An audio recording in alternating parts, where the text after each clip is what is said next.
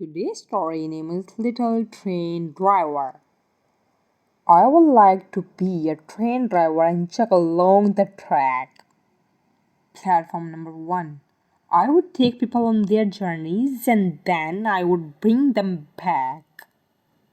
The train would dash past big grain fields full of cows and sheep.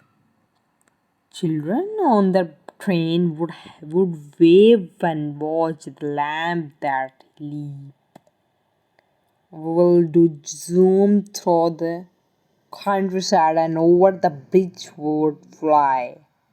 Hello, Farmer Fred would call as we go whooshing by.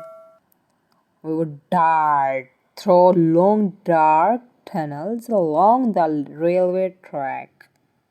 Steam would rush out from the chimney as the wheel go clickety clack.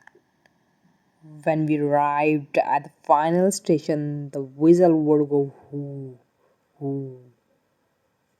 The little train driver.